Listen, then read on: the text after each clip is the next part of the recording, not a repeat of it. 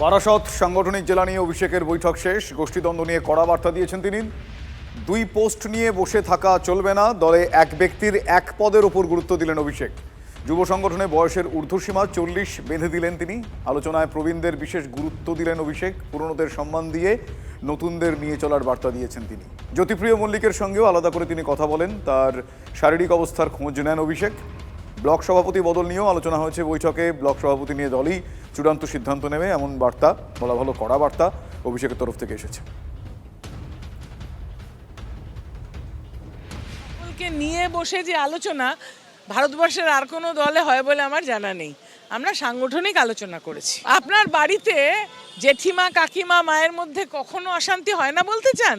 একটা সংসার চালাতে গেলে কিছু কিছু হয়, সেটা নিজেরাই আমরা আলোচনার মাধ্যমে মিটিয়ে নিই। কিন্তু দলটা ভালো চলছে, এটাই তার প্রমাণ। সবাই একসঙ্গে আছি আমরা, কোনো রেজাল্ট খারাপ কোথাও হয়নি। কোনো দূরত্ব নেই, বারাসাতে সবাই আমরা এক, ঐক্যবদ্ধভাবে লড়াই হবে।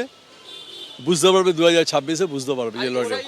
সাংগঠনিকভাবে আমরা বলেছি দল যা দায়িত্ব নেবে দেবে, যাকে যে পোস্টে দল দেবে সেই পোস্টে আমরা নিয়ে কাজ করব। আমরা প্রত্যেকেই দল করেছি, 30 বছর 35 বছর দল করেছি, সুতরাং স্বাভাবিকভাবেই দলের উপর সব ছেড়ে দিয়েছি, যেটা বলবে সেটাই পাই না।